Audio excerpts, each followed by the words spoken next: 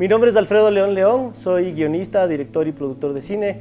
He hecho Mono con gallinas y Sumergible. Además soy profesor de la Escuela de Cine de la Universidad San Francisco de Quito.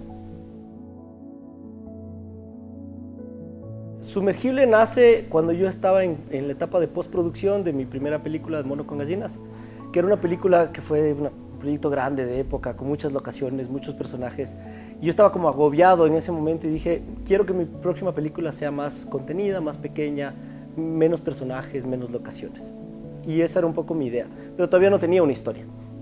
Y estaba en ese proceso y por casualidad en la prensa leí una noticia sobre la captura de un narco sumergible en las costas de Ecuador. Y yo nunca había oído de esta nota, era la primera vez que le prestaba atención.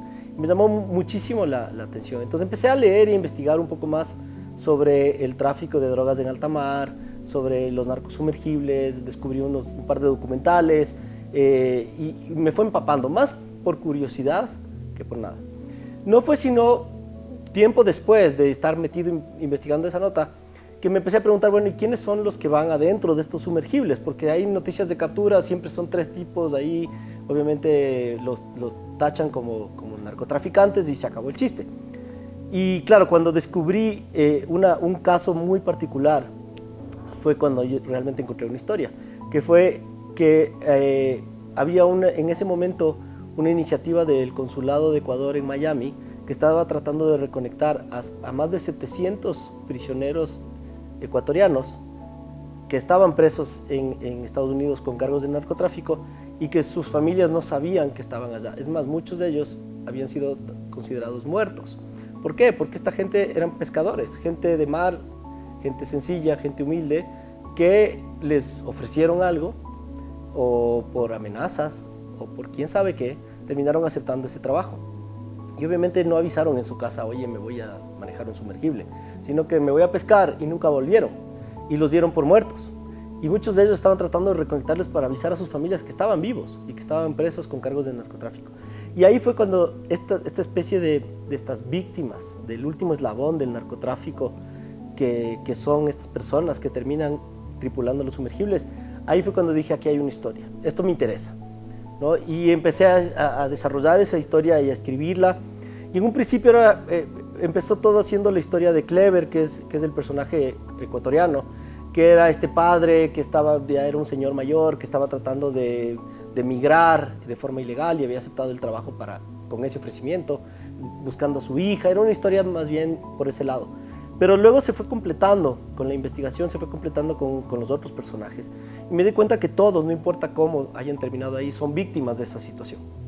Y entonces empezó haciendo una historia coral de estos 3 hombres haciendo este viaje. Y luego sentí que esa historia estaba cargada de demasiada masculinidad, ¿no? que había demasiada testosterona, y como suelen ser un poco las historias de narcotráfico. A la par, mi investigación me llevó a encontrar muchas historias tenaces sobre el tráfico de personas, porque un poco son 2 negocios que van a la par, ¿no? Y que tienen que ver un poco con las mismas mafias, pero que no necesariamente se mezclan.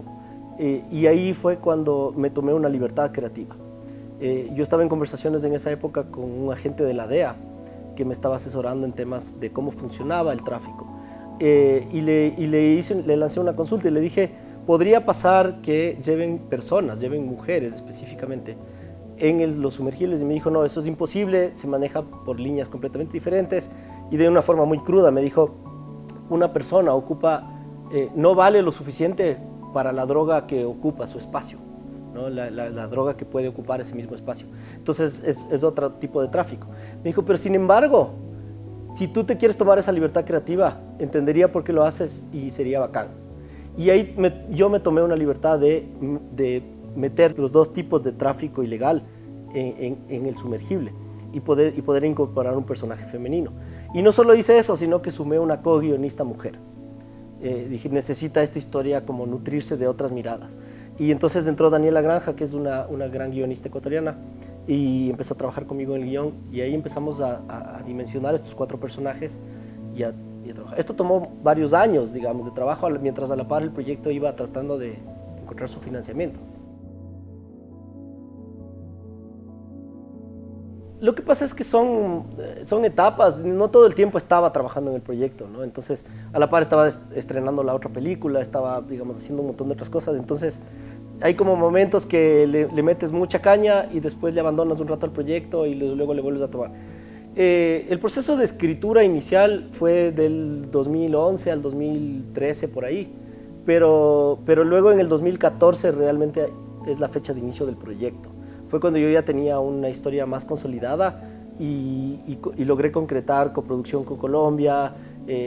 Fui al mercado de Cannes en el 2014 ya con un proyecto sólido que vender, ¿no? Y decir, bueno, hay esta película que tiene estas características y que proponía un reto súper interesante para mí como director, que era el hacer una película contenida en un solo espacio, que no es algo nuevo, digamos, lo ha hecho Hitchcock, lo ha hecho un montón de directores a lo largo de la historia del cine.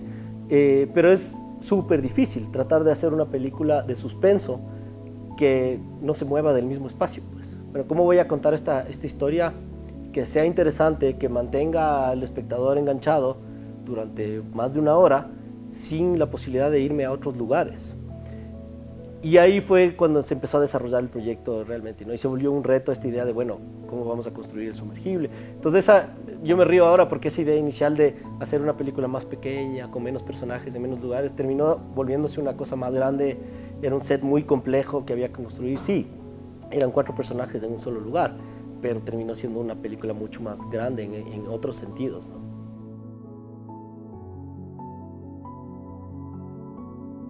Este proyecto siempre digo que este proyecto tuvo 3 vidas.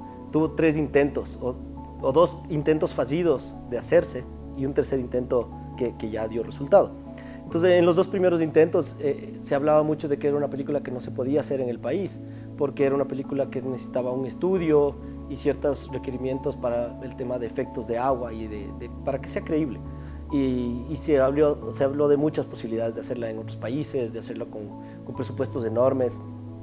Y cuando eso fracasó, volví un poco a yo decir, bueno, yo sé hacer cine acá en el Ecuador y con la gente que cree en mí, con la gente que cree en este proyecto. Y ahí se empezó a conformar un equipo muy interesante en donde lo primero que hice fue aliarme con Carnaval Cine, que es la productora de Sebastián Cordero y Arturo Yepes. Y Arturo, al ser profesor de la Universidad de San Francisco, de alguna manera trajo todo el contingente Cocoa UCFQ al proyecto, ¿no? Y ahí fue cuando el proyecto empezó a consolidarse y dijimos, bueno, ¿y qué pasa si lo hacemos acá? Entonces, ¿cómo podemos hacerlo acá? Y empezamos a ser muy ingeniosos y recursivos en la posibilidad de hacer la película acá, porque era un reto hacer una película que sucede en alta mar, hacer en Quito, 2.800 metros sobre el nivel del mar, ¿no? Entonces empezamos a buscar espacios donde podíamos construir gente y se fue conformando un grupo muy, muy chévere de profesionales, muchos de ellos mis ex compañeros de aquí de la universidad, como Daniel Avilés, que es el fotógrafo, con quien estuve aquí en clases y nos graduamos juntos, y que también hizo mi primera película, pero seguíamos colaborando en esas cosas. Diego Ortuño, que era profesor de la universidad, y luego en los departamentos se fueron sumando también pasantes, alumnos, exalumnos, y se fue generando un grupo bien chévere. Y ahí realmente yo vi posible ya la tercera, que la película se podía hacer, ¿no? Y que la película la podíamos hacer acá, en otras condiciones, sin tener que sacrificar el guión, ni el elenco, ni nada.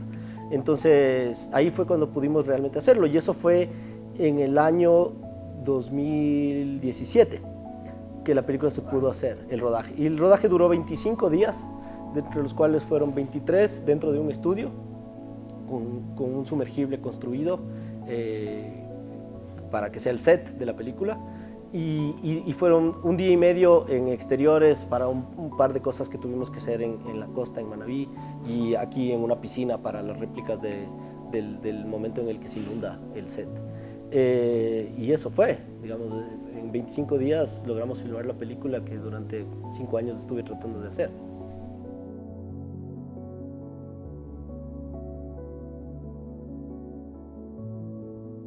A ver, la película costó aproximadamente $600,000, que es, digamos, el presupuesto de producción y postproducción de la película, que es un presupuesto en realidad bajo en comparación con presupuestos de otros países de Latinoamérica, ni decir de otras latitudes, pero que para Ecuador significa un proyecto grande, digamos, un proyecto mediano, grande, importante.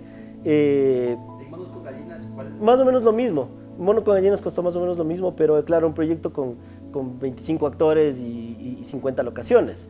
Entonces, digamos que una cosa compensaba a otra, ¿no? Y había que hacer ambientación de época. Entonces, en este caso eran 4 actores, un solo set, pero había que construir este set, había que hacer efectos, había que hacer... Y además, en términos de elenco, siempre nos propusimos que la película tenga... O sea, al la película suceder, no en un lugar geográfico específico, y hablar de un tema que compete a más de un país, sino a toda una región, habría la posibilidad de que tengamos actores con diferentes acentos, y era completamente natural que dentro de un sumergible haya gente de distintas nacionalidades.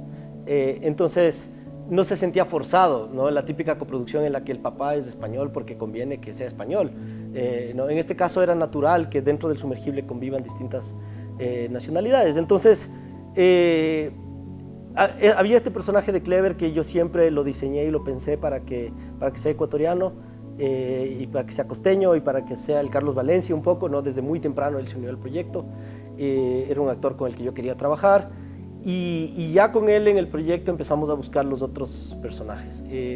Como habíamos logrado conseguir una coproducción con Colombia, lo natural fue empezar a buscar primero allá porque teníamos que cumplir una cuota, y ahí es donde apareció Natalia, que Natalia era una actriz. Natalia Reyes es una actriz que ya venía creciendo un montón en Colombia, había hecho un montón de series interesantes, ya estaba llamando la atención al mundo del cine, y nos gustó desde un principio. Yo viajé con Carlos allá, hicimos un casting, la conocimos, probamos otras chicas y fue como inmediato, ¿no? Ella es la reina, ella es la que tiene que ser. Luego se sumó Leinar Gómez, que es un actor costarricense que justo había salido en la segunda temporada de la serie Narcos, en el personaje de Limón, que es este personaje que muere con Pablo Escobar. Entonces era un personaje bastante reconocible, y todo el mundo piensa que él es colombiano porque en esa serie sale de colombiano, pero él es de Costa Rica, y él había hecho una película con nuestros coproductores de Colombia. Entonces a través de ellos llegamos a él, se fue como de distintas maneras sumando, y el último en llegar fue José Restrepo, que es un actor joven colombiano que es manejado por el mismo agente que maneja Natalia, y fueron ellos quienes nos enviaron su casting. En ese personaje en un principio estaba pensado para que sea mexicano, y estábamos haciendo casting a actores mexicanos, pero luego José hizo un excelente casting y le cambiamos la nacionalidad al personaje y de repente era súper colombiano, y creo que fue una buena decisión, funcionó muy bien.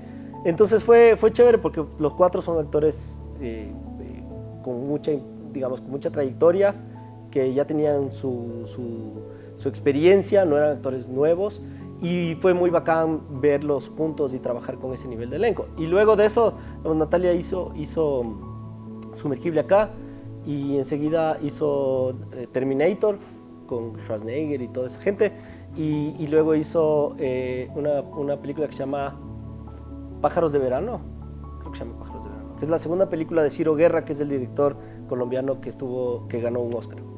Entonces ya empezó a hacer como cosas súper grandes, ahora está haciendo películas en todo el mundo. Entonces como que la agarramos a tiempo, digamos. No sé si ahora sería posible tener a Natalia en la película.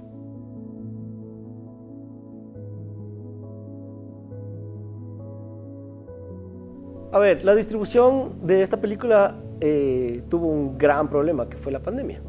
La película estaba lista en el 2019, y para tratar de conseguir mayores fondos para poder estrenarla y lanzarla un poco como creíamos que se merecía, decidimos postergar su estreno y lanzamiento para el 2020, sin saber lo que se venía, ¿no? Y de repente nos agarró la pandemia, se detuvo todo, y llegó un momento en el 2021 que dijimos, bueno, la película tiene que salir.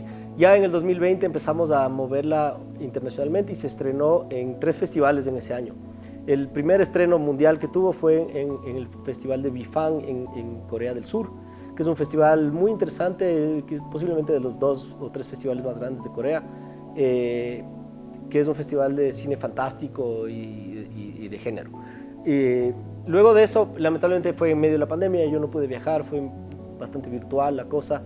Luego de eso la película estuvo en el festival del AFI, del American Film Institute en Estados Unidos, que ese fue su estreno norteamericano, y terminó el año en diciembre en el Festival de La Habana. Entonces se fue su estreno latinoamericano. Y eso fue lo único que se pudo hacer en el 2020 con la película, ¿no? Entonces todos nuestros planes un poco se derrumbaron y se modificaron por la pandemia. Y en el 2021, un poco ya con la desesperación de que teníamos que estrenarla, que la película ya estaba circulando afuera y que había compromisos, había un montón de cosas de por medio, decidimos lanzarnos a la piscina con una idea que en un principio sonaba bastante interesante, que era hacer un estreno mixto, que la película salga en salas y en una plataforma a la vez para estrenarlo en Ecuador, que tenía bastante lógica dentro del marco de la pandemia.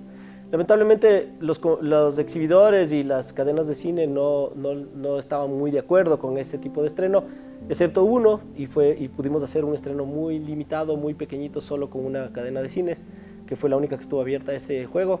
Y luego creo que cometimos un error, y que fue crear una plataforma. Nuestros distribuidores crearon una plataforma nueva para lanzar la película.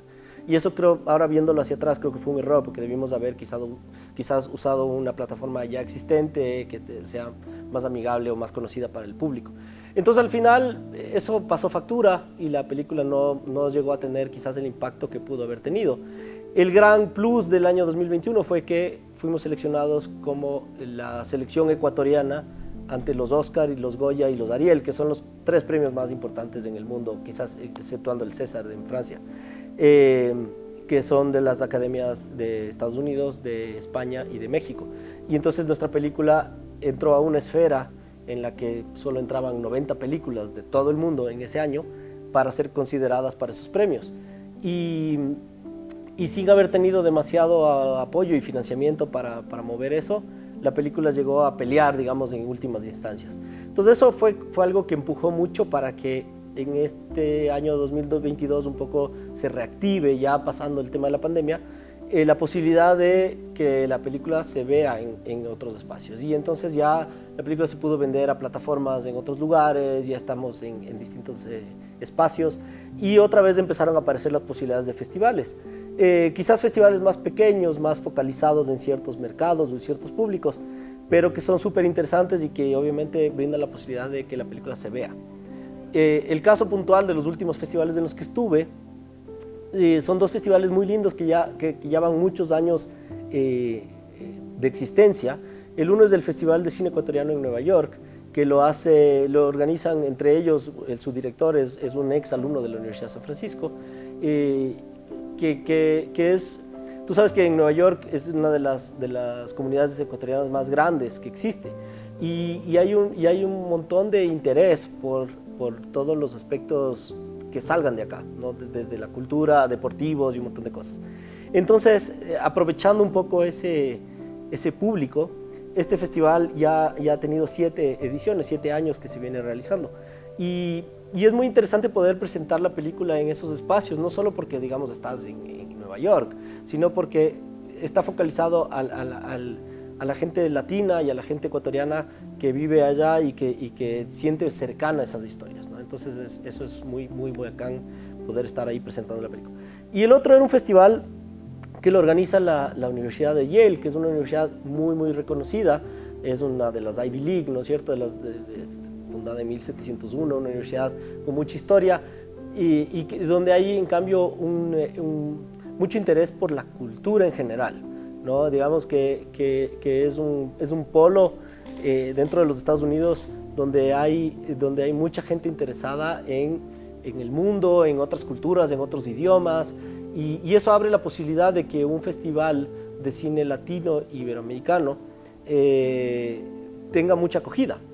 Y entonces este festival también lleva muchos años realizándose y tiene mucha gente interesada, y es chévere porque no es solo ecuatoriano, es iberoamericano, y hay películas de toda Iberoamérica, pero hay mucho público diverso, ¿no? Inclusive mucho público americano que ni siquiera habla español, que va a ver estas películas. Entonces fue interesante como la experiencia de en una misma semana presentar en 2 espacios tan distintos y tan cercanos a la vez, y esa fue un poco la experiencia.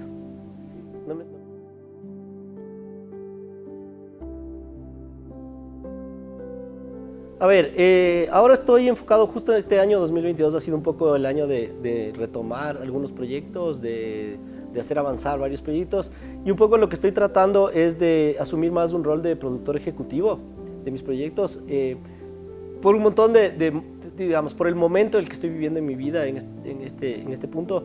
ya no puedo darme el lujo de yo meterme de cabeza en la escritura de los guiones, sobre todo, porque es algo que toma mucho tiempo y que requiere una energía y una dedicación que no tengo en este momento. Entonces lo que decidí es un poco asumir más un rol de productor ejecutivo y empezar a sumar guionistas y gente con talento, gente que de alguna manera respeto y admiro su trabajo y que empiecen a colaborar en los proyectos que tenemos. Entonces, eso abrió varios frentes y la idea es que ahora tenemos muchos proyectos en desarrollo, en distintas etapas. Entonces, estoy de productor de unos documentales, estamos escribiendo unos proyectos de ficción y todavía está todo como cocinándose, no hay nada muy concreto, excepto quizás el proyecto más desarrollado que tenemos es un proyecto que se llama Los Desechables, que ese sí yo escribí las primeras versiones del guión y ahora coincidencialmente Daniela Granja, la co-guionista de Sumergible, se sumó también a ese proyecto y es un proyecto que ya está como un poco más encaminado. Igual estamos en la búsqueda de financiamiento, ya sabemos que es un proceso largo ese tema, pero está como más encaminado. Es un proyecto medio inspirado por el mundo post-pandémico, ¿no? Con esta idea de quizás con una mirada un poco más pesimista de lo que pudo haber sido y juega coquetea un poco con el género de la ciencia ficción. Entonces estoy trabajando en eso ahora, pero digamos, estoy también a full siendo profesor, enfocado un montón en eso también. Entonces como que las cosas son distintas que cuando empecé los otros proyectos, pero ahí vamos.